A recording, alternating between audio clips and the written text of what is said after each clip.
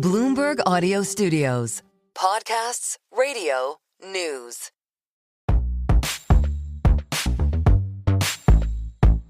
Welcome to Merryn Talks Your Money, the personal finance edition of Merryn Talks Money. In these bonus podcasts, we talk about the best strategies for making the most of your money. I'm Merryn Somerset Webb, Bloomberg UK Wealth Editor at Large, and with me, as ever, senior reporter and author of the Money Distilled newsletter, John Stepek. Hi, John. Hi, man. We are really rattling through this, aren't we? I mean, here we are, episode 5 already. There's almost nothing more to know except for what you're going to find out today. Now, before we start, listen to this. Hundreds of new homes up and down the country have been built using weak mortar that does not meet recommended industry standards. And by new, we mean newly built. Juliet says bought a new home listed as being on one of the most expensive estates in England. The company had refused to repair 91 snagging problems. The gate collapsed, for example, and a Coke bottle was found inside a pillar. Tweet from Paul: I purchased a new home last December. I've had multiple problems, mainly drainage. My garden is constantly flooded. Hearing all those stories slightly reminds me of the conversation we had with Professor Yolanda Barnes in our first episode. Remember that? About new builds and particularly about flats and how they're an unknown quantity. You don't quite know what you're getting. You don't know where the charges are going to go, all that kind of thing. So maybe you're better off trying to buy a house or flat that you know has already stood the test of some time at least. You know what you're getting when you buy an old house. Or maybe you don't know what you're getting. I don't know. We need an expert for this. So to help us answer this question, we are today joined by Paula Higgins, who is CEO of the HomeOwners Alliance, HOA. HOA seeks to champion the interests of Britain's homeowners, that's an awful lot of us, and provide unbiased, practical advice. Before this, she spent many years working as a civil servant. Oh, we might like to hear a bit about that too. And led the previous government's review into building control. Paula, thank you so much for joining us. It's lovely to be here. Okay, right, we've got quite a lot to get through here. So first, can I just ask you a question? You may not know the answer to this off the top of your head, but roughly what percentage of houses that change hands every year or are sold every year are new build and what are second hand? There's about 1 million transactions a year. And I'm not sure. I mean, we're sort of running about, we're not meeting the targets for building new build, but there's generally about 40,000, if we're talking about flats in particular, 40,000 new build flats going on the market every year. But it's the new build is a very small percentage of the overall housing market. Yeah, I mean, our target is 350 a year, or the current target is 350 a year, right? That's going to be pretty impossible to make. So hats off to them. Yeah, and I understand that this year we're already running behind last year, so we're not going to make that. But nonetheless, so still there are a lot of people out there buying new builds every year. And the statistic that always stands out to me when I look at this was a study from a couple of years back, suggested that you buy a new build, you walk through the door, and it's instantly worth around 16% less than it was before you walked through the door.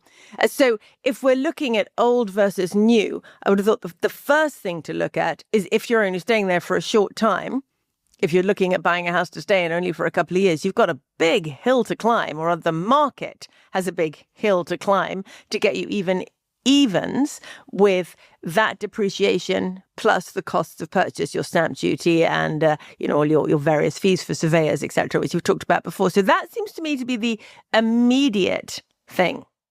It is. It's a big hurdle. So we always say if you are buying new build, you might want to think about staying there for 5 years. But that said, you can also offset that new build premium by asking for lots of extras. So you will have developers who will pay for your stamp duty, who will, upgrade, sort of flooring, sort of fittings, that sort of thing. So they like to keep the price of the new build high. But actually, if you can get all these extra bits and pieces in there, you might be okay. And the other thing we'd say is that actually, if you want this sort of new build lifestyle living, is that look at resale. So, if you're finding a property is a couple of years old, then you might be in for a bargain, really. So you're not paying that new build premium. So buy a second-hand new build. Exactly. Because the warranties will still be there. So, you'll still have the 10-year warranty. So it can be, a good way to, if you want that sort of, hassle-free lifestyle, you want to move in, you don't have the time to do things up, you don't have the inclination to do that, it might be a good move. So just talk me through what you mean when you say new build lifestyle. Well, new build. So, we know that younger homeowners generally like the idea of a new build. Maybe that's because they're a bit inexperienced. But actually, there's a really real benefits of people liking to buy new builds. So the energy efficiency will be better, lower costs. The fact that you can move in, you can put a stamp on your own, you can sort of develop it how you want. So that there is some benefits of that. When you're buying something old, you don't know what the costs are going to be. You might need to replace the roof. But so you've really got to look at, the whole picture of it. But I would say with new build and what people really need to be aware of, it's not just the structure of the property, whether it's a flat or a house. It's that you've got to look at the charges really carefully because they're estimating these charges and we know they're underestimating them. So if you're buying a leasehold property and they're saying service charges will be X a year, that can increase massively. And particularly if you're buying on a new build estate, there's something called estate charges. A lot of these estates aren't being adopted by the local authorities. So if you're living in an existing area, you're not paying for that playground. But if you're living in a new build estate, you might be. And these charges are uncapped and you can't control them. Okay, hang on. Let me take you back a bit there. When you say not adopted by the local council, you mean so these big estates that you see going up around the place, they have lots of roads in them, they have some parks, maybe, as you say, a playground, they need their rubbish collected, all that kind of thing. If they're not adopted by the local council, i.e. they're not pulled into the public services system, all that upkeep and those services have to be paid for external to the council or not? Not that you still be paying the council tax, so you still get your bins collected and that sort of thing, and you might get, sort of basic services. But if you've got like a playground on that new build estate, you're probably paying for that. In some cases, the lighting on that. And then we're really worried because we're seeing that actually maybe the quality is not that good. So it might be fine for the first few years. But when you go to sell, that next buyer, the conveyancer will be saying, well, what are these charges for? And we also know that even if you're not happy with the management of it, you can't change your manager. So at least if you're buying a leasehold property and you're not happy with the managing agent, you've got the right to manage, you can just share freehold. But if you're on these are called estate charges. We've got lots of advice in our site. But who manages the estate? So when you say in a bulk of flats, you have a managing agent and you have some degree of power, particularly if you own a share of freehold or common hold, you have some degree of power to go after them. But let's say you buy a house on an estate that was built by Barratt Homes or Persimmon, whatever. Do they continue to manage that estate, or does that become? Or they sell it. They sell it to somebody else who will manage that estate, and you've got very weak controls over it. That said, the government is looking to do something about this, and they are consulting on this later in the year. But what will happen with the existing estates now? And we are campaigning for adoption of all new build estates going forward. John is looking absolutely horrified. He's never heard of estate management charges.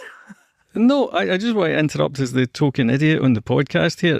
So you're telling me that you can go in, buy a new home, and what you're basically signing up for is an uncapped liability in terms of annual service costs. That's just incredible. Why would you ever do that? Why would you say, yes, I am definitely going to pay this annual fee? Because you don't understand compounding and you don't understand the nature of the present value of an uncapped liability.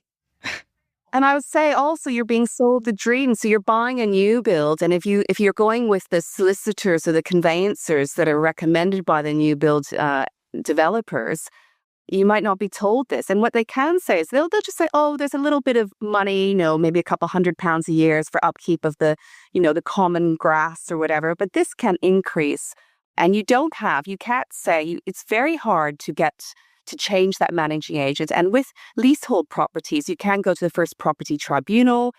There's no such mechanism with these estate charges, which is why I think it is like the next big scandal. It's called fleasehold. So look it up. Yeah, but I was aware there were issues. I just hadn't appreciated how bad they are. I mean, this is like, we're getting our knickers in a twist over like PPI for cars at the moment. This is so much worse. This is life ruining. Oh, sorry. But anyway. Well, John, as well, if you go and look at some of the big flats in London, those big new leasehold estates where you see, a couple of big blocks of luxury flats going up in central London, and then they have that land around them, which is not adopted by the council and has to be kept up to a relatively high standard. And, your general public is walking through it and stopping here and stopping there, and you're effectively paying for a public park in central London. I mean, it's extraordinary, right? Sorry, Paula, I'm taking over. Back to you. Yeah, no, and I was going to say that happened in I think it was Devon or Dorset, where they actually were paying for a big country park next door. So, and the council tried to help. They tried to step in and say, look, we will take over the management of it, but we'll charge you for it. And then they were stopped because they couldn't treat some of their constituents or the people who are living there differently from others. But the people there were delighted because then the charges were a bit more reasonable. So it is a real problem, and it's something that I think it will become bigger and bigger in the future, especially as these new build estates, as people are starting to sell, they might find that they find fewer buyers to be able to buy. I'm just amazing. Yeah, the other thing I would say is to be aware of is that if you're buying a leasehold property today and you build leasehold properties today, the government is also committed to bringing common hold. So that will be sort of in a few years' time, you'll only be able to buy new common hold properties, which is generally a good thing. There's more control. You won't have service charges. You have budgets. But if you're buying a leasehold property today, a flat, in a few years' time, you might be competing with those common hold properties. So you might need to think about switching to a common hold, or you might need to price in that differential. So that's another thing to think about if you are looking to buy a new build flat today. Okay, interesting. Now, I'm trying to think of upsides to buying a new I've got build, an upside. right? I've got an upside. So far, we've got as far as maybe they'll chuck in the carpets, which isn't really doing it for me. But the biggest one I can think of is, well, you could say, well, maybe you can get help to buy or you can get shared ownership. But we've been through those. Don't touch them with a barge pole, listeners. So here's the only other thing I can think of. No chain. No chain. You buy direct from whoever's going to rip you off at the house builders, and you get moving right away, and it's not going to collapse. Yeah, that is true. But if you are buying with a mortgage, you want to make sure that delivers on time. But I can give you another upside of buying a new build. So if it's the energy performance certificate of A or B, you can get a green mortgage. You can get lower mortgage rates. So the best mortgage actually at the moment now is Barclays, which is under 4%. And you can get cash backs. So there's another upside that you might get a better mortgage rate if you're buying a new build. But it is true that if you're, there's no chains involved, which is brilliant. But, it's very difficult for somebody who's trying to buy a new build who's relying on a mortgage, which is most of us, of course, if it's more than 6 months in advance, because that mortgage offer will run out and you could be stuck between a really difficult position if you can't renew that offer or get another mortgage offer. Paula, I think that was an excellent effort with the cheaper mortgage, and I get it. Well done. Good effort. My best. But why would you not just buy one that was a couple of years older? Save the 15, 16% in new build premium and take an ordinary mortgage. I mean, if we're after the cheapest option here, stuff the green mortgage, get the lower price.